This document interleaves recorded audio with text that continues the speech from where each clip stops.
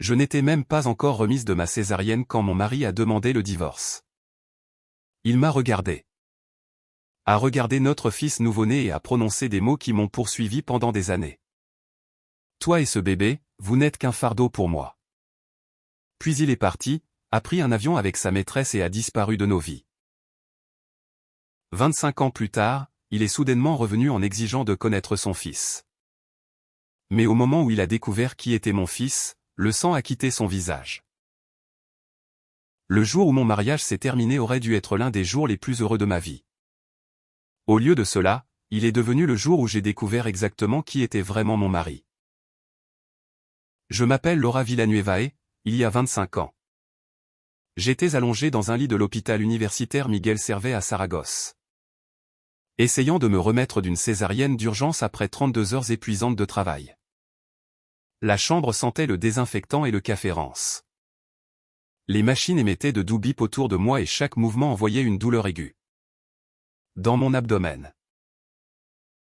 Je me souviens d'avoir regardé le petit berceau à côté de mon lit et de m'être senti complètement dépassé. Mon fils Matteo pesait à peine 2,2 kg. Il était parfait. J'étais terrifié. Comme la plupart des mères primipares, je n'avais aucune idée de ce que je faisais. J'étais épuisé, sensible et inquiète pour tout. Est-ce qu'il mangeait suffisamment, respirait normalement, est-ce que je le tenais correctement? Mais chaque fois que ces peurs surgissaient, je me rappelais que je n'étais pas seul. J'avais un mari. Ou du moins, c'est ce que je croyais. Alejandro Valdés et moi étions mariés depuis 4 ans. Il travaillait dans la gestion logistique pour une entreprise régionale de transport de marchandises. Et je m'occupais des opérations administratives dans un bureau local d'assurance au centre-ville. Nous n'étions pas riches, nous ne menions pas une vie de luxe. Mais je croyais que nous étions heureux. Ou peut-être que je croyais seulement ce que je voulais croire. Avec le recul, les signes étaient là depuis des mois, les nuits tardives. Les voyages d'affaires inexplicables à Madrid ou Barcelone.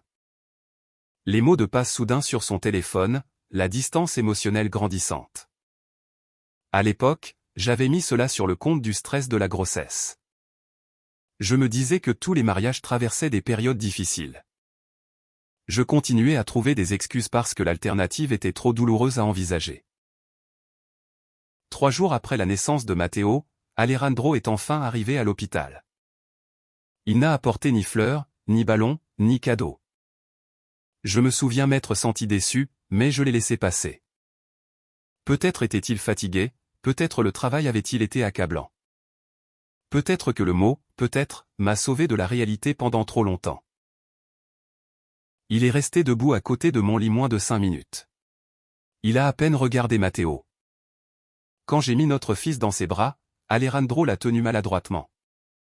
Presque comme s'il portait l'enfant d'une autre personne. Puis il me l'a rendu. Il est plus petit que ce à quoi je m'attendais, a-t-il dit. J'ai ri nerveusement. La plupart des nouveau-nés le sont. Alejandro n'a pas souri. Cela aurait dû m'effrayer.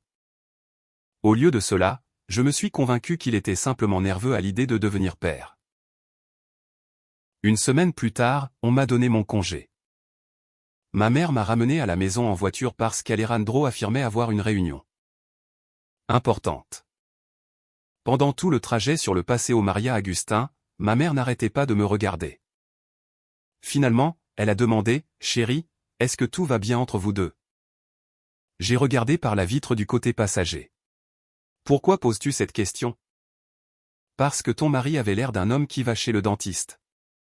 Pas d'un père qui rencontre son fils nouveau-né. » J'ai forcé un rire. « Tu t'imagines des choses ?» Elle ne s'en imaginait pas. Les mères se trompent rarement.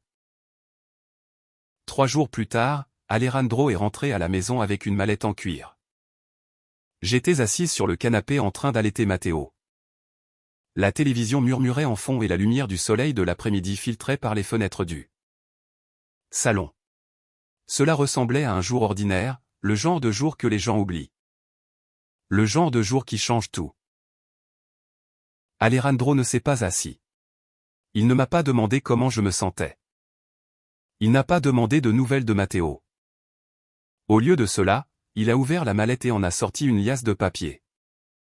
Puis il les a posés sur la table basse.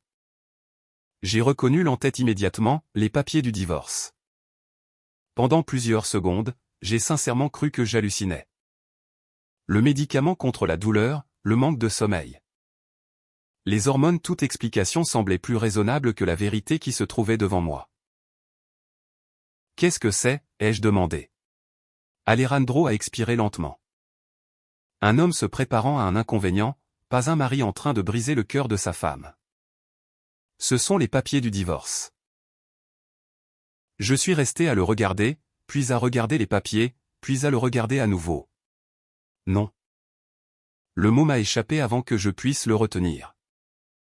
Non, a-t-il répété, son expression n'ayant jamais changé. Laura, nous savons tous les deux que cela ne fonctionne pas, mes mains ont commencé à trembler. Qu'est-ce qui ne fonctionne pas? Il s'est frotté le front. Notre mariage. J'ai regardé Matteo, qui dormait paisiblement contre ma poitrine. Nous venons d'avoir un bébé. Exactement. J'ai senti quelque chose de froid se répandre dans mon corps. Le genre de froid qui vient de la peur et non de la température. Puis il a prononcé les mots qui ont brisé ce qui restait de mes illusions. Il y a une autre personne. La pièce est devenue complètement silencieuse. Même la télévision semblait avoir disparu. Je me souviens n'avoir entendu que les battements de mon propre cœur. Fort, rapide, incroyable. Une autre personne. Alejandro a hoché la tête. Nous nous voyons depuis presque 1 an. 1 an. Pendant que j'étais enceinte, pendant que je préparais la chambre du bébé. Pendant que j'allais seul aux rendez-vous médicaux au centre de santé. Parce qu'il était censé travailler tard. 1 an. La trahison m'a frappé si fort que j'avais du mal à respirer. Qui est-elle? Cela n'a pas d'importance. Pour moi, si. Alejandro a détourné le regard. Elle s'appelle Patricia. J'avais déjà entendu ce nom. Une consultante avec qui travaillait son entreprise. Une femme dont il m'avait assuré à plusieurs reprises qu'elle n'était qu'une collègue. Bien sûr, c'était toujours la collègue de travail. J'ai commencé à pleurer. Pas des larmes dramatiques de film, pas de cris. Seulement des larmes silencieuses coulant sur mon visage parce que la vérité faisait trop mal. Et Matteo? Alejandro a serré la mâchoire. Pour la première fois. Une véritable irritation est apparue sur son visage et alors est venue la phrase qui est restée avec. Moi pendant les 25 années suivantes, ce garçon et toi êtes un fardeau pour moi. Les mots ont atterri comme un coup physique. J'ai eu la nausée. Je n'étais pas en colère. Pas encore, seulement dévasté. J'ai regardé mon fils. Petit doigt, petit visage, petit battement de cœur. Comment quelqu'un pouvait-il le regarder et voir un fardeau? Comment un père pouvait-il regarder son propre fils et voir un problème? Alejandro a continué à parler. Quelque chose sur la liberté, quelque chose sur les opportunités. Quelque chose sur vouloir une vie différente. La plupart est devenu flou parce qu'une fois que quelqu'un te dit que ton fils est un fardeau. Rien de ce qu'il dit après n'importe. Finalement, il est parti. Je suis resté assise là pendant des heures, seule, avec mon fils nouveau-né dormant dans mes bras. Mon mariage gisait en morceaux sur la table basse. Dehors, la vie continuait normalement. Les voitures passaient, les voisins promenaient leurs chiens, les enfants faisaient du vélo. Le monde ne s'arrêtait pas simplement parce que le mien s'était effondré. 1 mois plus tard, le divorce était finalisé. Alejandro a déménagé 2 mois après cela. Il a quitté l'Espagne avec Patricia après avoir accepté un poste lucratif à Dubaï. Il n'a jamais appelé, n'a jamais écrit. N'a jamais envoyé de carte d'anniversaire et n'a jamais payé un seul euro de pension alimentaire. La première nuit après avoir appris qu'il avait officiellement quitté le pays. Je me suis assise dans la petite chambre à côté du berceau de Matteo. La pièce était sombre, sauf pour une veilleuse en forme de lune. J'ai observé mon fils dormir paisiblement. Puis j'ai murmuré quelque chose que je répéterai d'innombrables fois au fil des années. Un jour tu comprendras que ce n'était pas ta faute. Ma voix tremblait. Et un jour tu sauras que tu n'as jamais été un fardeau. À ce moment-là, je n'avais aucune idée à quel point notre chemin serait difficile. Je n'avais non plus aucune idée que le minuscule bébé qui dormait dans ce berceau deviendrait un jour l'homme capable de mettre son père à genoux sans jamais élever la voix. La première année après le départ d'Alejandro. Je l'ai ressenti moins comme une vie et plus comme une survie. Les gens parlent souvent de la maternité solo comme d'un défi qui peut être surmonté avec détermination et amour. Ce qu'ils ne mentionnent pas toujours, c'est l'épuisement implacable. Celui qui s'installe dans tes os et devient une partie de ton identité. Chaque matin je me réveillais avant l'aube. Chaque nuit je m'endormais en m'inquiétant pour l'argent et chaque jour je me rappelais que Matteo méritait mieux que les circonstances dans lesquelles il était né. Quand Matteo a eu 6 mois, je suis retourné à mon travail au bureau d'assurance. Comme ma mère vivait au village et avait une mauvaise santé, elle ne pouvait pas m'aider à le garder. Les frais de garderie m'ont presque ruiné. Après les impôts et les dépenses pour l'enfant. Parfois j'avais l'impression de travailler simplement pour pouvoir continuer à travailler. Je me souviens d'avoir été dans un supermarché Mercadona un après-midi avec une calculatrice à la main, décidant quels articles devaient retourner sur l'étagère, fruits frais ou couches. Poulet ou essence, chaque euro comptait. Un après-midi, ma superviseure Teresa m'a appelé dans son bureau. J'ai immédiatement supposé que j'avais fait quelque chose de mal. Au lieu de cela, elle a fermé la porte et m'a tendu une petite enveloppe. « Qu'est-ce que c'est » ai-je demandé. « Une prime de Noël. » Nous sommes en octobre, ai-je souri. « Je sais. » J'ai ouvert l'enveloppe. Il y avait un chèque. Ce n'était pas une somme énorme, mais suffisante pour payer la garderie pendant presque un mois. Mes yeux se sont immédiatement remplis de larmes. Teresa a levé une main. « Ne le fais pas. » Puis elle a ajouté à voix basse, « Parfois les gens ont besoin d'aide. » C'est tout. Je n'ai jamais oublié cela. Parce que quand tu traverses des moments difficiles, la gentillesse semble immense. Surtout quand elle vient de personnes qui ne te doivent rien. Quand Matteo a eu 4 ans, nous avions établi un rythme. Ce n'était pas facile, mais c'était le nôtre. Nous vivions dans un modeste appartement de 2 chambres dans le quartier des Delicias à Saragosse. Le sol était usé, la cuisine était minuscule. La climatisation faisait des bruits étranges chaque été, mais c'était notre foyer. Matteo adorait cet appartement. Pour lui, il n'était pas petit. C'était l'endroit où nous construisions des forts avec des couvertures dans le salon. Où nous faisions des toasts à la tomate le samedi matin. Où nous dansions sur de la musique ancienne en faisant le ménage. Les enfants mesurent la richesse différemment des adultes. Ils comptent les rires plutôt que les mètres carrés. Un après-midi, pendant que je lavais la vaisselle, Matteo a levé les yeux de la table de la cuisine. Il coloriait des dinosaures très sérieux. Du genre que seul un enfant de 4 ans pourrait créer. « Maman, dis-moi, où est mon papa ?» La question m'a paralysé. Je savais qu'elle arriverait un jour. Je n'étais simplement pas préparé à la douleur qu'elle causerait. Je me suis essuyé les mains lentement et me suis assise à côté de lui. « Qu'est-ce qui t'a fait penser à ça ?» Il a haussé les épaules. « Le père de Pablo est venu à l'école aujourd'hui. » J'ai hoché la tête.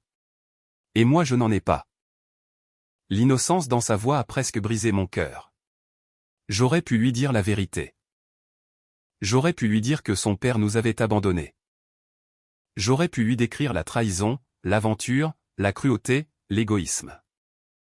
Mais Matteo n'avait pas besoin de ma colère, il avait besoin de stabilité. J'ai donc choisi mes mots avec soin. « Oui, tu as un père. » « Où est-il » J'ai hésité. Puis j'ai répondu sincèrement, il a fait des choix différents. Matteo y a réfléchi et a ensuite demandé, « Est-ce que j'ai fait quelque chose de mal ?» La question a fait plus mal que n'importe quelle difficulté économique que nous avions traversée. Je l'ai immédiatement pris sur mes genoux. « Non, ai-je dit fermement. Non, Matteo, ne pense jamais cela. Alors pourquoi est-il parti ? Je lui ai donné un baiser sur le sommet de la tête parce que parfois les adultes prennent de Mauvaise décision. Il a semblé satisfait de cette réponse, du moins pour le moment. Les enfants sont extraordinaires en cela. Ils n'ont pas toujours besoin d'explications complètes. Ils ont simplement besoin qu'on leur assure qu'ils sont aimés. À mesure que Matteo grandissait, certains traits ont commencé à émerger. Des traits qui surprenaient tout le monde, y compris moi. Il était incroyablement discipliné, non parce que je l'obligeais, mais parce qu'il le voulait vraiment. Quand il est arrivé au secondaire, il avait développé des habitudes que la plupart des adultes ont du mal à maintenir. Devoir terminer à l'avance, emploi du temps organisé, objectifs écrits. Les professeurs louaient constamment sa concentration. Un professeur a même plaisanté lors d'une réunion. Si seulement la moitié de mes élèves étaient aussi motivés que Matteo. J'ai souri poliment, mais en privé je me demandais d'où venait cette motivation. Certainement pas d'Alejandro. Puis, une nuit quand Matteo avait 13 ans, j'ai obtenu ma réponse. Je me suis réveillé vers minuit et j'ai vu que la lumière de sa chambre était encore allumée. J'ai doucement frappé à la porte. Matteo a levé les yeux de son bureau. Il y avait des livres éparpillés partout. « Qu'est-ce que tu fais ?» J'étudie. Il est minuit. Il a haussé les épaules. Je sais. Je me suis assise au bord du lit. Tu n'as pas besoin de t'efforcer autant. Pendant un moment, il a regardé son cahier. Puis il a dit quelque chose qui m'a stupéfaite, si, j'en ai besoin. Pourquoi? Sa voix est devenue très basse. Parce que personne ne va venir nous sauver. J'ai senti les larmes menacées de couler immédiatement. Matteo, il a détourné le regard. Je sais que nous traversons des moments difficiles, maman. Je ne savais pas quoi dire. J'avais passé des années à essayer de le protéger de notre réalité économique. Apparemment, je n'avais pas réussi aussi bien que je le pensais. Je vois les factures. Il a continué. Je te vois travailler tout le temps. J'ai avalé difficilement. Tu ne devrais pas avoir à t'inquiéter pour ça. Peut-être pas, il a fait une pause. Mais je le fais. Puis il m'a regardé directement. Et un jour, je ne te laisserai plus t'inquiéter. À 13 ans, mon fils avait déjà décidé qui il voulait devenir. Non parce qu'il voulait de l'argent, non parce qu'il voulait du statut. Mais parce qu'il voulait la sécurité pour nous deux. Quand Matteo a eu 16 ans, un autre tournant est arrivé. Un après-midi, je suis rentré à la maison et l'ai trouvé assis à la table de la cuisine. Plusieurs documents étaient éparpillés devant lui. L'expression de son visage m'a immédiatement alarmé. Matteo a levé les yeux lentement. Qu'est-ce que c'est que la pension alimentaire? Mon estomac s'est serré. J'ai reconnu immédiatement les documents. Vieux dossiers légaux, registre judiciaire, documents que je croyais cachés. Documents que je pensais ne jamais revoir. Je me suis assise avec précaution. Où as-tu trouvé ça? Dans le classeur. J'ai fermé les yeux brièvement. Bien sûr.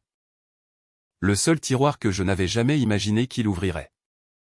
Pendant plusieurs instants, aucun de nous n'a parlé. Puis Matteo a touché un document du doigt. Il n'a jamais payé. La déception dans sa voix faisait bien plus mal que ne l'aurait fait la colère. J'ai hoché la tête. Non, pas une seule fois. Le silence a envahi la pièce. Finalement, Matteo s'est adossé à sa chaise. Il ne nous voulait vraiment pas. L'affirmation n'était pas émotionnelle, c'était une simple observation. Comme s'il assemblait enfin les pièces d'un puzzle. J'ai tendu la main sur la table. Ce n'est pas vrai. Il m'a regardé. Alors pourquoi n'est-il pas revenu? Je n'avais pas de réponse. Du moins pas une qui guérisse quoi que ce soit. J'ai donc dit la vérité, je ne sais pas. Pour la première fois, une véritable douleur est apparue sur son visage. Non parce qu'il regrettait Alejandro, mais parce qu'il s'est rendu compte qu'il ne lui avait jamais importé. Cette révélation change une personne, parfois pour le pire, parfois pour le mieux. Heureusement, Matteo a choisi le second chemin. Au lieu de s'aigrir, il est devenu déterminé. Au lieu de chercher l'approbation, il s'est concentré sur ses réussites. Au lieu de s'obséder sur le père qui était parti, il a investi dans l'avenir qu'il pouvait créer lui-même. Pendant sa dernière année de baccalauréat, il a obtenu l'un des meilleurs résultats de sa promotion. De multiples universités lui ont offert l'admission, plusieurs avec des programmes de bourse. Le jour où la lettre d'acceptation du prestigieux programme d'administration des entreprises de l'université Carlos III de Madrid est arrivée, Matteo est entré dans la cuisine en tenant l'enveloppe. Ses mains tremblaient. Les miennes aussi. Nous l'avons ouverte ensemble. Puis nous avons tous les deux commencé à pleurer parce que pour la première fois depuis des années, l'avenir semblait plus grand que nos problèmes. Quelques semaines plus tard, j'étais assise dans l'auditorium du lycée pendant sa cérémonie de remise des diplômes de baccalauréat. Pendant que Matteo montait sur scène pour recevoir son écharpe et son diplôme, l'auditorium a explosé en applaudissements. J'ai applaudi jusqu'à ce que mes mains me fassent mal. Non seulement parce que mon fils obtenait son diplôme, mais parce que je me souvenais du bébé nouveau-né que son père avait appelé un fardeau. Et maintenant ce même enfant marchait avec confiance vers un avenir que personne ne pourrait lui enlever. Le jour où j'ai laissé Matteo dans sa résidence universitaire à Madrid, j'ai pris la VE pour retourner à Saragosse et j'ai pleuré pendant presque tout le trajet. Non parce que j'étais inquiète pour lui, tout le contraire. Pour la première fois de sa vie, je n'étais pas inquiète du tout. En le voyant plutôt, tirant ses valises vers l'entrée du bâtiment, se présentant avec confiance à des inconnus qui deviendraient bientôt des amis, j'ai réalisé quelque chose d'important, mon fils n'avait plus besoin de moi comme avant. Et bien que cette réalisation fasse un peu mal, elle ressemblait aussi à une victoire. Pendant 20 ans, chaque décision importante que j'avais prise avait tourné autour de sa protection. Maintenant il entrait dans un avenir qu'il avait entièrement gagné par lui-même. Je n'aurais pas pu être plus fier. Ce que je ne savais pas à ce moment-là, c'est que l'université ne se contenterait pas de façonner l'avenir de Matteo. Elle révélerait qui il était vraiment. Dès le début, il a abordé l'université différemment de la plupart des étudiants. Pendant que de nombreux étudiants de première année passaient les week-ends à faire la fête, Matteo les passait à établir des contacts. Pendant que d'autres se concentraient exclusivement sur les notes, il se concentrait sur la résolution de problèmes. Pendant son premier semestre, il m'appelait presque tous les dimanches. Non parce qu'il avait besoin d'argent, non parce qu'il avait le mal du pays, mais parce qu'il voulait me parler d'idées, toujours des idées. Un week-end, il m'a appelé excité. « Maman, as-tu déjà remarqué à quel point les entreprises de transport sont inefficaces ?» J'ai ri. « C'est ta phrase d'ouverture ? Je suis sérieux. » Je me suis installé sur le canapé. « Vas-y, raconte-moi. » Pendant 40 minutes, Matteo a expliqué les chaînes d'approvisionnement, la logistique, les logiciels, l'optimisation des itinéraires et la gestion des stocks. La majeure partie me dépassait, mais pas son enthousiasme. Il y avait quelque chose de différent dans sa voix, quelque chose de vivant. La même détermination que j'avais vue quand il avait 13 ans à étudier passé minuit. Sauf que maintenant elle avait une direction. Pour sa deuxième année, il avait réuni un petit groupe d'étudiants qui partageaient ses intérêts. 3 jeunes hommes et une femme, origines différentes, personnalités différentes, un trait commun. Ils étaient ambitieux, très ambitieux. Chaque fois que Matteo rentrait à la maison pendant les vacances, leur nom apparaissait constamment dans la conversation, Hugo, Marcos, Alba, David. Ce n'étaient pas seulement des amis, ils construisaient quelque chose ensemble. Ou du moins ils l'espéraient. L'été avant sa dernière année d'études, Matteo s'est assis en face de moi à la table de notre cuisine. La même table où il avait autrefois découvert les registres. La même table où nous avions partagé d'innombrables repas. Cette fois, il semblait nerveux, ce qui m'a immédiatement inquiété. « Qu'est-ce qui se passe ?» ai-je demandé. « Rien. » « Alors pourquoi fais-tu cette tête de quelqu'un qui va confesser un crime ?» Il a ri. Puis il a respiré profondément. « Nous allons fonder une entreprise. » J'ai cligné des yeux. « Une vraie entreprise. » Une vraie entreprise, pendant que tu es encore à l'université, a-t-il acquiescé. Je l'ai regardé pendant plusieurs secondes puis j'ai posé la question évidente. Avec quel argent? Il a souri. Nous travaillons là-dessus. J'aurais dû m'inquiéter. Peut-être même montrer du scepticisme. Au lieu de cela, je me suis senti étrangement calme parce que Matteo n'était pas impulsif. Il ne l'avait jamais été. S'il croyait en quelque chose suffisamment pour prendre un risque, il y avait probablement une raison. À quoi sert l'entreprise, ai-je demandé. Ses yeux se sont immédiatement illuminés. C'était toujours un bon signe. Pendant l'heure suivante, il a expliqué une plateforme logicielle conçue pour aider les petites entreprises de logistique de la péninsule ibérique à concurrencer les grandes corporations. La technologie améliorerait la planification des itinéraires, la prévision des stocks et l'efficacité des livraisons. Une fois de plus, une grande partie du langage technique m'échappait, mais une chose était claire. Il savait exactement de quoi il parlait. Quand il a enfin terminé, j'ai souri. Alors, qu'est-ce que tu as besoin de moi? Il m'a regardé surpris. Tu crois que je peux le faire? J'ai ri. Matteo, après tout ce que je t'ai vu accomplir, ce serait ridicule de ne pas y croire. Pendant un moment, son expression s'est adoucie. Puis il a tendu le bras sur la table et m'a serré la main. Ce petit geste signifiait plus qu'il ne le pensait probablement. Parce qu'en dépit de toute sa confiance, une partie de lui avait encore besoin d'être rassurée. L'entreprise a été lancée 6 mois après sa remise de diplôme. La première année a été brutale. Il existe le mythe selon lequel les entrepreneurs à succès passent 100 heures de l'idée à la fortune. La réalité est bien plus compliquée. Matteo et ses associés travaillaient un nombre ridicule d'heures. Les semaines de 80 heures sont devenues normales. Les investisseurs les rejetaient. Les clients potentiels les ignoraient. Le flux de trésorerie restait dangereusement serré. Plusieurs fois j'ai craint que toute l'entreprise s'effondre. Une nuit, Matteo s'est présenté à mon appartement de manière inattendue. Il avait l'air épuisé. Ce genre d'épuisement qui vient du fait de porter une responsabilité trop longtemps. J'ai préparé du café.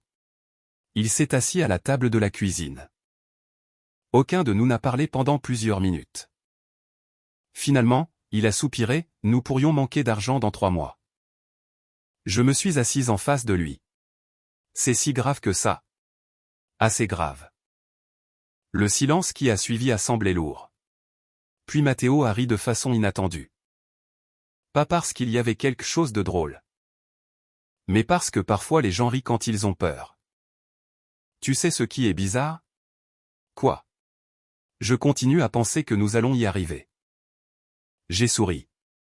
Alors, probablement que vous y arriverez. Il a secoué la tête.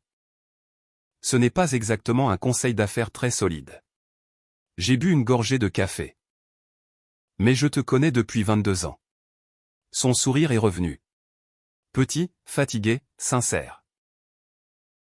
L'entreprise a survécu à ses premières années difficiles en grande partie parce que Matteo a refusé d'abandonner. La même détermination obstinée qui l'avait poussé pendant son enfance le poussait maintenant dans l'entrepreneuriat. Puis tout a changé. Une entreprise régionale de transport en Catalogne a accepté d'essayer son logiciel. Les résultats ont dépassé les attentes, les coûts ont baissé, l'efficacité s'est améliorée. Le bouche-à-oreille s'est répandu, plus de clients ont signé des contrats, les revenus ont augmenté. Soudain, les investisseurs ont commencé à s'intéresser. En 18 mois, la start-up est passée d'une entreprise en difficulté à l'une des entreprises de technologie logistique à la croissance la plus rapide d'Espagne. La croissance semblait presque surréaliste, nouveaux bureaux, nouveaux employés. Nouvelles opportunités. Pour la première fois, Matteo ne survivait pas seulement, il gagnait. Un samedi après-midi, il est passé me chercher sans me donner d'explication. Où allons-nous? Ai-je demandé. C'est une surprise. Je déteste les surprises. Non, tu ne les détestes pas, nous avons traversé la ville en voiture. Finalement. Il s'est garé dans un quartier résidentiel calme rempli d'arbres matures et de maisons bien entretenues. J'ai regardé autour de moi, confuse. Puis Matteo a coupé le moteur. Nous y sommes. J'ai soupiré. Où? Il a montré du doigt. J'ai suivi la direction de son doigt. La maison était magnifique. Rien d'extravagant, simplement chaleureuse, confortable. Le genre de foyer où les gens restent pendant des décennies. J'ai froncé les sourcils.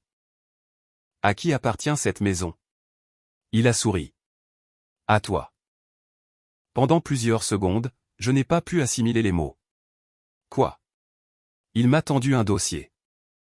À l'intérieur se trouvaient des documents, registres de propriété, papier d'hypothèque à son nom. Informations sur les actes, tout. Je suis resté à regarder les pages, puis lui, puis à nouveau les pages. Ma vision s'est brouillée. Tu m'as acheté une maison. Sa voix est devenue douce. Tu as passé toute ta vie à t'assurer que j'avais un foyer. Une larme a roulé sur ma joue. Matteo, je voulais seulement te rendre l'appareil. J'ai pleuré plus fort que je ne l'avais fait depuis des années, non pour la maison elle-même, mais pour ce qu'elle représentait, sécurité, stabilité, paix. Les mêmes choses que j'avais passé 25 ans à essayer de créer pour lui, maintenant il me les rendait. Au cours des années suivantes, l'entreprise de Matteo a continué à s'étendre. Plusieurs grands fonds d'investissement ont apporté un financement substantiel. L'entreprise est passée d'une start-up logicielle à une entreprise de solutions logistiques beaucoup plus large. À 25 ans, Matteo était devenu le fondateur et directeur général de l'une des entreprises de technologie logistique à la croissance la plus rapide, soutenue par d'importants fonds européens. L'entreprise n'était pas encore une grande corporation, mais elle était très respectée. Financièrement solide et de plus en plus influente. Un domaine de croissance consistait à acquérir des entreprises logistiques en difficulté et à les intégrer dans son réseau en expansion. C'était une stratégie intelligente. De nombreuses petites entreprises possédaient des infrastructures précieuses mais manquaient de technologie moderne. L'entreprise de Matteo pouvait fournir à la fois du capital et de l'expertise opérationnelle. La stratégie a parfaitement fonctionné. En conséquence, son influence a grandi. Les publications du secteur incluaient des interviews avec lui. Les magazines économiques mettaient en avant son succès, les investisseurs louaient son leadership. Cependant, malgré tout, Matteo restait fondamentalement la même personne, disciplinée. Terre à accent grave terre, concentré. Il continuait à m'appeler tous les dimanches, continuait à me rendre visite régulièrement. Continuait à se souvenir d'où il venait. Puis, un mardi ordinaire après-midi, mon téléphone a sonné. J'étais en train d'arranger les pots de fleurs sur la terrasse. Le numéro était inconnu. Normalement, je l'aurais ignoré. Pour des raisons que je ne peux toujours pas expliquer, j'ai répondu. Allô? Pendant un moment, il n'y a eu que le silence. Puis la voix d'un homme a parlé, une voix que je n'avais pas entendue depuis 25 ans. Laura. Tout mon corps s'est paralysé. Les gants de jardinage ont glissé de mes mains. Et soudain le passé n'était plus à 25 ans de distance. Il se tenait juste devant moi. Mon Dieu, a dit la voix doucement, c'est vraiment toi. Pendant plusieurs secondes après avoir entendu sa voix, je n'ai pas pu parler. Je suis resté dans mon jardin arrière en tenant un plateau de fleurs à moitié planté. Tandis que 25 ans de souvenirs s'entrechoquaient en moi d'un seul coup. La chambre d'hôpital, les papiers du divorce, la chambre du bébé vide. Les anniversaires qu'il avait manqués, les spectacles scolaires, les remises de diplômes. Les années, tant d'années. Et maintenant, soudainement. Alejandro Valdés était au téléphone comme s'il était simplement parti pour un long week-end. Laura, a-t-il répété. Finalement j'ai retrouvé ma voix. Qu'est-ce que tu veux? La question est sortie plus froide que je ne le voulais. Bien qu'en y repensant, peut-être pas. 25 ans ont tendance à éliminer le besoin d'être poli. Alejandro a expiré. Je sais que tu ne veux probablement rien savoir de moi. C'est la seule chose exacte que tu aies dite jusqu'à présent. Un silence a suivi. Gênant, lourd, mérité. Finalement il a parlé à nouveau, j'aimerais te voir. Non. La réponse est venue instantanément. Sans hésitation, sans incertitude, simplement un non. Laura, non. J'ai ramassé mes gants de jardinage. Tu as disparu pendant 25 ans. Je sais que tu n'as jamais appelé. Je sais que tu n'as jamais payé. La pension alimentaire. Une autre pause. Je sais. Le fait qu'il l'admette m'a d'une certaine manière encore plus enragé. Il n'y avait pas de défense, pas d'excuse, pas de tentative de réécrire l'histoire. Seulement une reconnaissance de culpabilité. Et d'une certaine manière, ce n'était pas suffisant. Rien ne pourrait être suffisant. Je dois y aller, ai-je dit.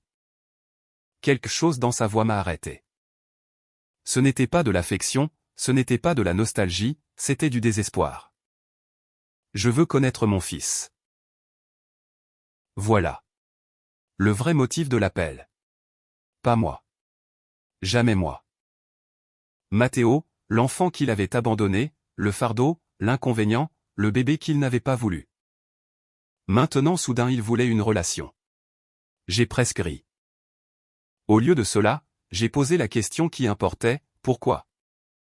Alejandro n'a pas répondu immédiatement et cela m'a tout dit.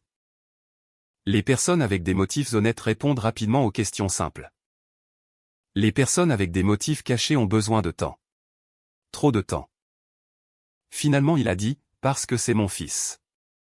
Non. Ma voix s'est durcie. C'est mon fils. Tu as perdu le droit de faire cette affirmation il y a longtemps. Le silence à l'autre bout s'est prolongé. Puis Alejandro a parlé doucement, je le mérite. Peut-être que oui, mais l'entendre le dire ne m'a pas fait me sentir mieux. Rien dans cette conversation n'était satisfaisant. Après 25 ans, j'avais imaginé de nombreux scénarios. Alejandro s'excusant, Alejandro suppliant pardon, Alejandro exprimant des regrets. Aucun ne m'avait préparé à l'épuisement émotionnel que serait son vrai retour. Finalement j'ai raccroché le téléphone, non avec colère ni de manière dramatique. Simplement parce que je n'avais plus rien à dire. Ce soir-là, Matteo est venu dîner. Comme d'habitude. Il est arrivé en apportant un dessert malgré mes instructions répétées de ne pas le faire. Tu es impossible, lui ai-je dit. On me l'a déjà dit. Nous nous sommes assis dans le jardin arrière pendant que le soleil disparaissait derrière les arbres. Pendant un moment nous avons parlé de choses quotidiennes. Le travail, le temps, un match de football, la vie normale. Puis enfin je l'ai dit, ton père a appelé aujourd'hui. Le changement dans l'expression de Matteo a été immédiat. Ce n'était pas du choc, ce n'était pas de l'émotion. C'était quelque chose de plus proche de la curiosité. Vraiment? Il a hoché la tête. Il veut te connaître. Matteo s'est adossé à sa chaise. Pendant plusieurs instants il n'a rien dit. Puis il a posé la même question que moi, pourquoi? Je ne sais pas, ce n'était pas entièrement vrai. J'avais des soupçons très forts, mais je n'avais pas de preuves. Et après tout ce qu'Alejandro nous avait déjà enlevé, je n'étais pas disposé à spéculer. Matteo a regardé le jardin, pensif, calme, beaucoup plus calme que je ne l'aurais été à son âge. Qu'est-ce que tu lui as dit? Qu'il avait attendu 25 ans de trop. Un petit sourire est apparu. J'ai étudié le visage de mon fils. Tu n'es pas en colère? Il y a réfléchi et a haussé les épaules. J'étais en colère quand j'avais 16 ans. Une autre pause. J'étais blessé quand j'avais 16 ans. Sa voix est restée ferme. Mais maintenant j'ai 25 ans. Je me suis rendu compte qu'il avait raison. L'absence qu'il avait autrefois blessé ne le définissait plus. Alejandro était devenu un fait historique plutôt qu'une force émotionnelle. Comme une tempête qui était passée il y a des années. Ses dommages restaient, mais son pouvoir n'existait plus. Qu'est-ce que tu veux faire? Ai-je demandé. Matteo a réfléchi soigneusement avant de répondre, je vais le rencontrer. J'ai cligné des yeux. Tu vas le faire? Il a hoché la tête. Pas parce qu'il le mérite. La distinction était importante. Il restait de nombreuses questions sans réponse. Maman n'avait pas tort. Pendant 25 ans, il y avait eu une chaise vide dans notre histoire. Pas une chaise nécessaire, pas une chaise importante, mais une chaise vide quand même. Peut-être que Matteo méritait l'opportunité de regarder directement l'homme qui était parti. Une semaine plus tard, Alejandro est arrivé à Saragosse. La première chose que j'ai remarquée était à quel point il semblait plus vieux. La seconde était à quel point il semblait fatigué. La vie n'avait pas été particulièrement clémente avec lui. La confiance dont je me souvenais avait disparu, l'arrogance avait disparu. Même sa posture semblait différente, légèrement courbée par le temps et la déception. Nous nous sommes retrouvés dans un restaurant calme, terrain neutre, terrain sûr. Alejandro s'est levé quand Matteo s'est approché de la table. Pendant un moment, aucun des deux hommes n'a parlé.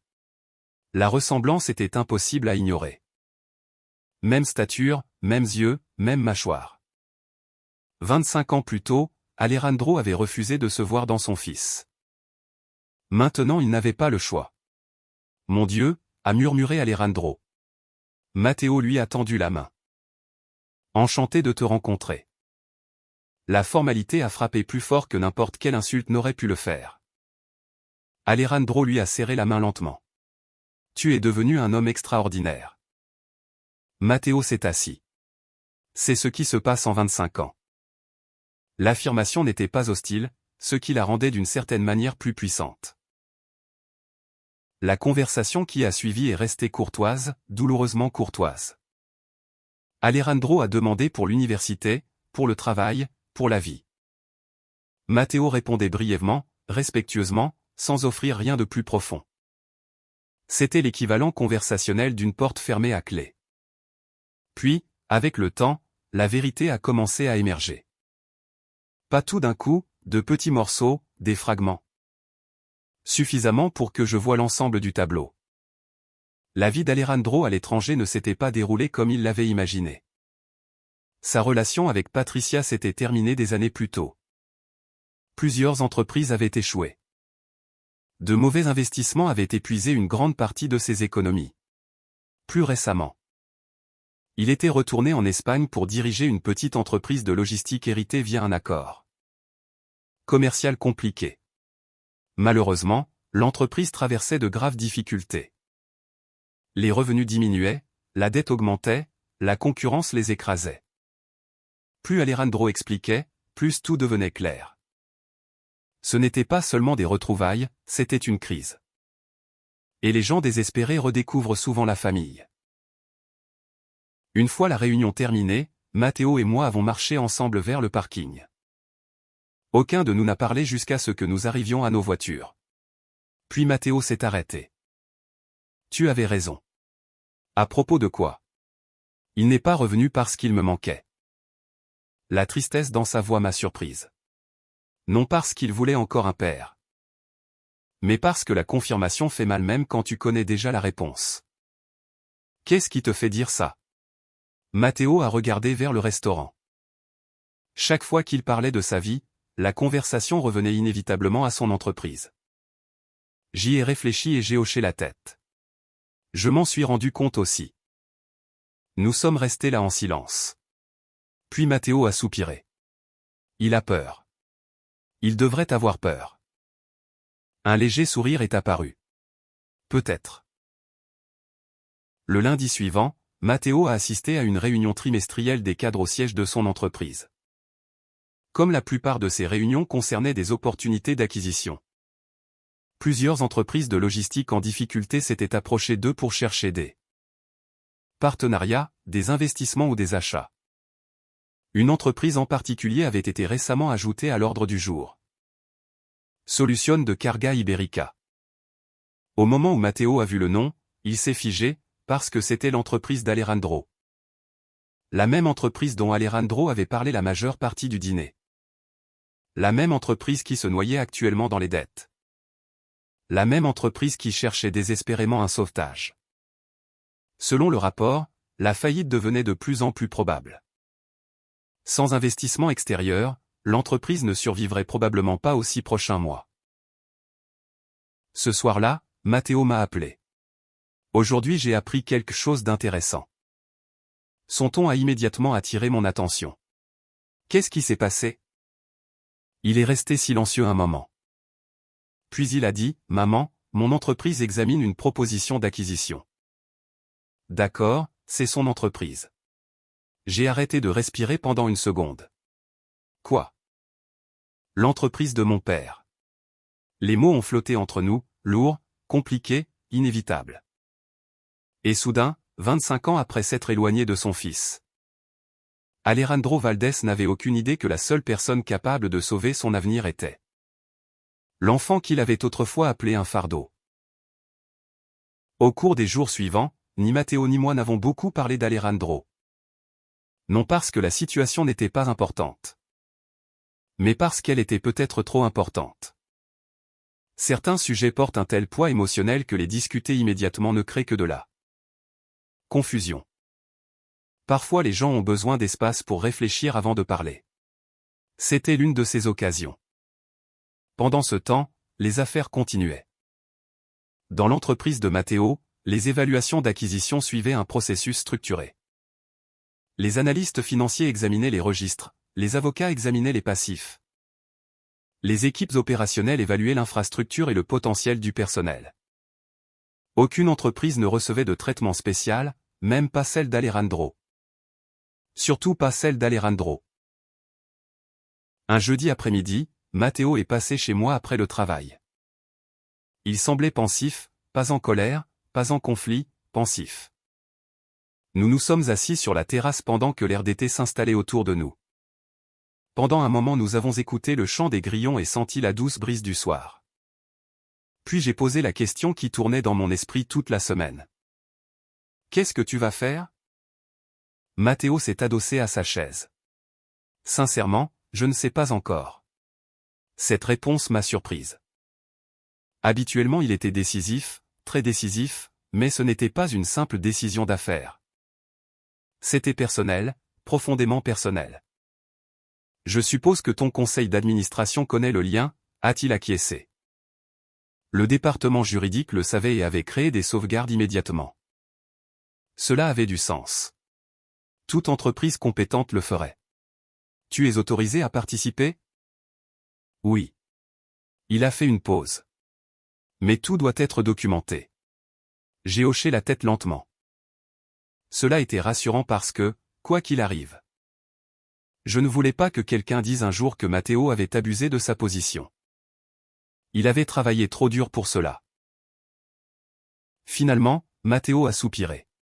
Tu sais ce qui est bizarre? Quoi? J'ai passé des années à imaginer ce que je dirais si je le rencontrais un jour. J'ai attendu. Mais maintenant qu'il est vraiment là, je n'ai pas grand-chose à dire. L'affirmation semblait profondément triste. Non parce que Matteo manquait de colère, mais parce qu'il l'avait dépassé. L'homme qu'il avait abandonné n'occupait plus suffisamment d'espace dans son cœur pour inspirer de la haine. Il y avait de la déception, il y avait de la douleur, il y avait de l'histoire. Mais la haine nécessite un investissement émotionnel et Alejandro avait perdu le droit à cela il y a longtemps. Quelques jours plus tard, Matteo a reçu le rapport final d'acquisition. La conclusion était claire, Solution de Carga Ibérica possédait des contrats régionaux précieux, des employés expérimentés et une infrastructure utile. Cependant, les mauvaises décisions de direction avaient poussé l'entreprise dangereusement au bord de l'effondrement. Si elle était acquise et bien gérée, elle pourrait redevenir rentable. Si elle était laissée seule, la faillite semblait imminente. La recommandation était favorable à l'acquisition, non pour Alejandro, mais pour l'entreprise elle-même. Plusieurs centaines d'employés en dépendaient, des familles en dépendaient. Des communautés en dépendaient. Les chiffres étaient clairs. L'opportunité avait du sens. Une réunion formelle a été programmée pour la semaine suivante. Alejandro ferait une présentation directement devant l'équipe exécutive de Matteo. Ce qu'Alejandro ne savait pas, c'était que Matteo assisterait en personne. Le matin de la réunion s'est levé gris et nuageux. J'ai passé toute la journée distraite, incapable de me concentrer, incapable de me détendre. À l'heure du déjeuner, J'avais réorganisé les placards de ma cuisine 2 fois. À 15 heures, j'ai arrêté de faire semblant d'être productive et j'ai simplement attendu. Vers 16h30, mon téléphone a sonné. C'était Matteo. J'ai répondu immédiatement. Comment ça s'est passé? Il y a eu un bref silence. Puis il a dit, tu ne vas pas le croire. Mon cœur a commencé à s'accélérer. Qu'est-ce qui s'est passé? Une autre pause. Et alors Matteo a ri. Pas avec cruauté ni amertume, mais avec une incrédulité sincère. Maman, quoi? Il n'avait aucune idée. Je me suis assise. Raconte-moi tout. La salle de conférence occupait le dernier étage du siège de l'entreprise. Mur de verre, une longue table polie, l'horizon de la ville visible à travers les fenêtres. Professionnel, impressionnant. Exactement le genre d'environnement qu'Alejandro espérait probablement qui sauverait son entreprise. Selon Matteo, Alejandro est arrivé tôt, nerveux mais optimiste. Son entreprise avait besoin d'aide désespérément et cette acquisition représentait sa meilleure opportunité. Plusieurs cadres sont entrés d'abord, puis les conseillers juridiques. Puis le personnel financier et enfin Matteo. Au moment où il est entré par la porte, la salle est devenue complètement silencieuse. Alejandro est resté figé, littéralement gelé. Pendant une seconde, il semblait incapable de traiter ce qu'il voyait. Ses yeux se sont élargis. Son visage a perdu ses couleurs et le discours soigneusement préparé qu'il avait devant lui est devenu complètement hors de propos. Matteo. Le mot est à peine sorti de sa bouche. Matteo a hoché la tête poliment. Bonjour. Alejandro a regardé autour de la salle, puis a de nouveau regardé Matteo. Puis autour de la salle à nouveau, comme si la réalité elle-même avait soudainement changé. Tu es le PDG. Oui. Plusieurs secondes ont passé. Personne n'a parlé. Personne n'avait besoin de le faire. La signification du moment remplissait la pièce. 25 ans plus tôt, Alejandro avait regardé un nouveau-né et avait vu un fardeau. Maintenant il regardait le même enfant assis à la tête de la table du conseil d'administration. L'enfant qu'il avait abandonné, l'enfant qu'il avait ignoré, l'enfant qu'il n'avait jamais soutenu. Et cet enfant possédait maintenant plus d'influence sur l'avenir d'Alejandro que n'importe qui d'autre sur Terre. Finalement, Alejandro s'est laissé tomber lentement sur sa chaise, presque mécaniquement. Selon Matteo, ses mains tremblaient. La réunion a commencé de manière professionnelle, structurée, objective. Exactement comme l'exigeait la politique de l'entreprise. Alejandro a présenté des projections financières, des plans de redressement, des opportunités de croissance, des synergies possibles. Il a fait ce qu'il a pu. Il faut lui reconnaître qu'il a vraiment essayé. Mais la réalité émotionnelle de la situation planait sur tout, chaque phrase, chaque diapositive, chaque chiffre. Finalement, la présentation formelle s'est terminée. Les questions ont suivi. La plupart venaient des cadres financiers, des spécialistes des opérations, des avocats. Puis Matteo a parlé pour la première fois de toute la matinée. La salle est devenue silencieuse, non parce qu'il était le directeur général, mais parce que tout le monde comprenait l'histoire. Matteo a dit, Alejandro. Avec soin. Oui. Alejandro a avalé sa salive. Puis il a posé la question qu'il avait apparemment consumée, pourquoi ne me l'as-tu pas dit? Matteo y a réfléchi et a ensuite répondu avec sincérité, tu n'as jamais demandé. Personne n'a bougé. Personne n'a interrompu parce qu'il n'y avait rien à ajouter. La déclaration a atterri avec une simplicité dévastatrice.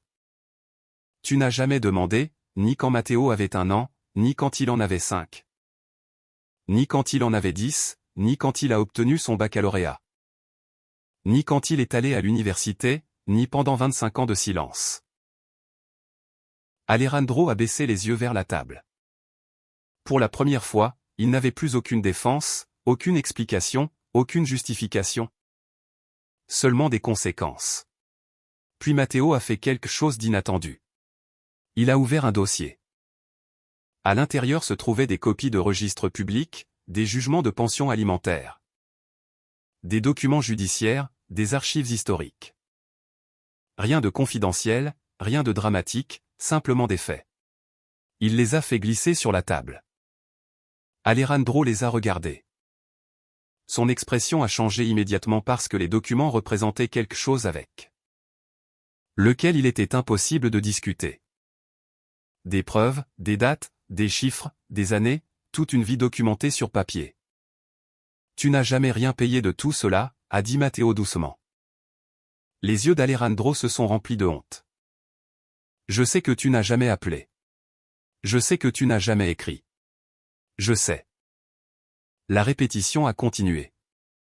Chaque réponse plus petite que la précédente.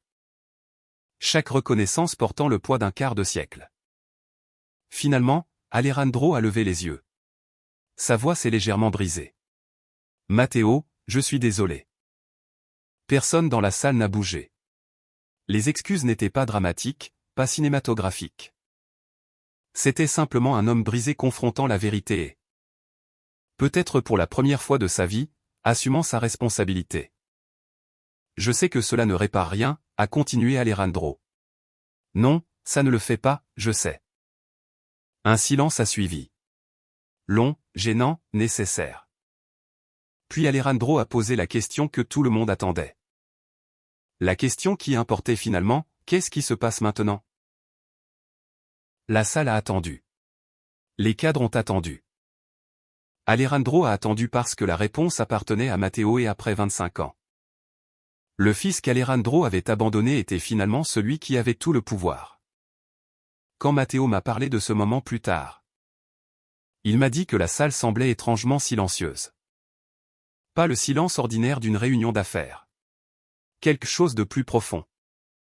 Le genre de silence qui se produit quand tout le monde se rend compte qu'il assiste à quelque chose. De plus qu'une décision d'entreprise. Il voyait 25 ans de conséquences arriver d'un coup. Alejandro était assis à l'autre extrémité de la table de conférence. Les documents d'acquisition étaient toujours éparpillés devant lui. Les registres de la pension alimentaire étaient à côté de lui, passé et présent. Échecs et opportunités, tout à portée de main. Et peut-être pour la première fois de sa vie, il n'avait plus aucun endroit où se cacher. Qu'est-ce qui se passe maintenant? Avait demandé Alejandro. Matteo a regardé autour de la salle avant de répondre, non parce qu'il avait besoin de temps, mais parce qu'il voulait que tous les présents comprennent que ses paroles suivantes étaient prononcées en tant que directeur général, et non en tant que fils abandonné. Finalement, il a dit: nous continuons à évaluer l'acquisition en fonction de ce qui est le mieux pour l'entreprise. Plusieurs cadres ont hoché la tête. La réponse était professionnelle, celle attendue, la bonne. Mais Alejandro semblait dévasté, non à cause des implications commerciales, mais parce qu'il a soudain compris quelque chose. Matteo ne cherchait pas la vengeance et d'une certaine manière cela faisait encore plus mal. La réunion s'est terminée peu après. L'équipe exécutive est restée pour discuter de la recommandation finale. Alejandro a quitté le bâtiment seul, sans confrontation dramatique, sans cris, sans humiliation. Seulement un homme sortant vers un après-midi pluvieux en portant tout le poids de ses propres décisions. 3 jours plus tard, Matteo m'a appelé. C'est fait. J'ai immédiatement su ce qu'il voulait dire. Quelle a été la décision? Nous avons approuvé l'acquisition. J'ai cligné des yeux. Vraiment? Oui. Pendant un moment, je n'ai pas su quoi dire. Après tout ce qu'Alejandro avait fait, une partie de moi s'était attendue à ce que Matteo s'éloigne. Non par cruauté, mais par autoprotection. Au lieu de cela, il avait choisi un chemin différent. Pourquoi, ai-je demandé finalement. La réponse de Matteo est venue immédiatement. Parce que 300 employés ne devraient pas perdre leur emploi à cause des erreurs d'un seul homme. J'ai fermé les yeux. Cela ressemblait exactement à lui, non parce qu'il était faible, mais parce qu'il comprenait la différence entre justice et dommages collatéraux. De nombreuses histoires de vengeance se terminent par la destruction. La vie réelle est plus compliquée. Les camionneurs qui travaillaient pour l'entreprise d'Alejandro n'étaient pas responsables de ce qu'il avait fait. Les coordinateurs du trafic, les mécaniciens, le personnel de bureau, les magasiniers non plus. Ils avaient des familles, des hypothèques, des enfants. Matteo n'était pas disposé à punir des personnes innocentes simplement pour satisfaire une ancienne douleur. L'acquisition a progressé au cours des mois suivants. Les opérations ont été restructurées, les systèmes technologiques ont été mis à jour. Les inefficacités ont été éliminées. Progressivement l'entreprise s'est stabilisée, puis est devenue rentable. Comme l'avaient prédit les analystes de Matteo. Alejandro est resté dans l'organisation pendant la transition, mais pas en tant que propriétaire. Ni en tant que directeur général, ni en tant que responsable de la prise de décision. Il est devenu un gestionnaire des opérations régionales. Rendant compte à travers plusieurs niveaux de direction. Y compris à des personnes suffisamment jeunes pour être ses enfants. La vie a un sens remarquable de l'ironie. Quelques semaines après la clôture de l'acquisition. Matteo m'a demandé si je l'accompagnerais à dîner. Quand je suis arrivé au restaurant, j'ai découvert que nous n'étions pas seuls. Alejandro était là. Pendant un bref instant, j'ai envisagé de partir. Puis j'ai regardé Matteo. Il n'était pas anxieux, il n'était pas contrarié, il semblait simplement préparé. Je suis donc resté. Le dîner a commencé de manière gênante. Il n'y avait aucun moyen de l'éviter. 25 ans d'histoire ne disparaissent pas parce que les gens partagent des amuse-gueules. Malgré tout, tout le monde a fait un effort. La conversation est restée polie, mesurée, prudente. Finalement, Matteo s'est excusé pour répondre à un appel téléphonique. Cela nous a laissés, Alejandro et moi, assis l'un en face de l'autre, seuls. Pour la première fois depuis des décennies, Alejandro a baissé les yeux vers sa tasse de café. Puis il a parlé, « Je te dois des excuses. » Je n'ai pas répondu. J'avais entendu des excuses auparavant, pas de lui, d'autres. Et j'avais appris que les mots importent moins que les actions. J'ai été égoïste, a-t-il continué. C'est vrai. Je pensais que je poursuivais la liberté. Son rire n'avait aucun humour. En réalité, je fuyais la responsabilité. Pendant un moment, aucun de nous n'a parlé. Puis Alejandro a levé les yeux. Ses yeux semblaient plus vieux que dans mon souvenir, non physiquement, mais émotionnellement. Le regret vieillit les gens. J'ai tout manqué. L'affirmation était simple, mais dévastatrice. J'ai manqué ses premiers pas, je n'ai rien dit. J'ai manqué les anniversaires. Silence. J'ai manqué la remise de diplôme. Plus de silence. Finalement, il a secoué la tête. Et maintenant je passerai le reste de ma vie à savoir que je ne pourrai jamais rien récupérer d'eux. Tout cela. C'était le premier moment où j'ai vraiment cru qu'il comprenait. Non parce qu'il s'apitoyait sur lui-même, mais parce qu'il comprenait enfin le prix. La plus grande punition n'était pas de perdre de l'argent ou de perdre son statut ou de perdre son entreprise. C'était de se rendre compte qu'il avait volontairement abandonné la relation la plus importante de sa vie. Aucun tribunal n'aurait pu imposer une sentence plus dure. Quelques minutes plus tard, Matteo est revenu. La conversation a changé, la soirée a continué et finalement le dîner s'est terminé.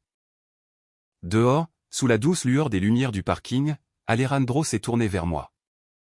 Vers nous deux, je sais que je ne mérite pas le pardon. Ni Matteo ni moi n'avons interrompu, mais je le demande quand même. La demande a flotté dans l'air, lourde, honnête, gênante, réelle. J'ai regardé mon fils, puis j'ai de nouveau regardé Alejandro. 25 ans plus tôt je l'avais haï. Pendant longtemps après, je lui avais gardé rancune. Puis, avec le temps, j'avais complètement arrêté de penser à lui. À un moment donné, la colère était devenue inutile. La vie avait continué. La guérison s'était produite, non parce qu'il le méritait, mais parce que je méritais la paix. Finalement j'ai répondu, je te pardonne. Alejandro a fermé les yeux, le soulagement a inondé son visage. Puis j'ai ajouté, mais le pardon n'efface pas les conséquences. Il a immédiatement hoché la tête. Je sais. Et pour une fois, je l'ai cru. Les mois qui ont suivi n'ont pas été magiques. Il n'y a pas eu de réunion familiale instantanée ni de réconciliation parfaite. La vie réelle fonctionne rarement ainsi. Alejandro et Matteo se voyaient de temps en temps, parfois pour manger, parfois pour prendre un café. Lentement, prudemment, ils ont construit quelque chose qui ressemblait à une relation. Pas un lien restauré de père et fils. Ce chapitre était parti pour toujours. Quelque chose de nouveau, quelque chose de plus petit, quelque chose d'honnête. Et peut-être que cela suffisait. Un après-midi de dimanche, presque un an plus tard. Matteo et moi étions assis sur la terrasse arrière, regardant une tempête d'été s'accumuler à l'horizon. La même terrasse où nous avions partagé d'innombrables conversations au fil des années. Je l'ai regardé du coin de l'œil. Tu sais, lui ai-je dit, beaucoup de gens auraient géré les choses différemment. Il a souri. Je sais. Tu aurais pu le détruire. J'aurais pu le faire. La réponse est venue sans hésitation. Parce que c'était vrai. Absolument, il aurait pu le faire. Au lieu de cela, il a observé les nuages de pluie lointains qui s'accumulaient au-delà des arbres. Puis il a dit quelque chose que je n'oublierai jamais, si je l'avais détruit. Je le porterais encore sur mes épaules. J'ai froncé les sourcils. Qu'est-ce que tu veux dire? Matteo s'est adossé à sa chaise. Pendant 25 ans, il a laissé ses décisions définir sa vie. Il a fait une pause. Je ne vais pas laisser ces mêmes décisions définir la mienne. Pendant un moment, aucun de nous n'a parlé. Puis j'ai souri parce qu'à cet instant j'ai réalisé quelque chose. La plus grande erreur d'Alejandro n'était pas d'avoir abandonné son fils. Sa plus grande erreur était de ne pas avoir vu en qui son fils deviendrait. Pas en un directeur général, pas en un entrepreneur à succès, pas en un leader respecté. Mais en un homme bien. Et c'est une perte qu'aucune quantité d'argent ne pourra jamais remplacer. Parfois la vie te rend le coup avec des tonnerres. Parfois cela arrive en silence. Parfois cela prend 25 ans, mais finalement chaque décision exige des comptes. Alejandro l'a appris de la manière la plus difficile et Matteo a démontré quelque chose d'encore plus important. Le succès ne se mesure pas par la façon dont tu bats complètement les personnes qui t'ont fait du mal. Il se mesure par le fait de devenir le genre de personne qu'elles n'ont jamais cru que tu pourrais être. C'était la vraie victoire et c'était la vengeance qui importait. Si cette histoire t'a touché, prends un moment pour réfléchir aux décisions que nous prenons et aux personnes qui dépendent d'eux. Nous. Parfois une seule décision peut façonner des décennies de la vie de quelqu'un. Partage tes pensées dans les commentaires. As-tu déjà vu le karma boucler la boucle d'une manière que personne n'attendait? Et si tu apprécies les histoires sur la résilience, la justice et les secondes chances? N'oublie pas de t'abonner et de nous rejoindre pour la prochaine.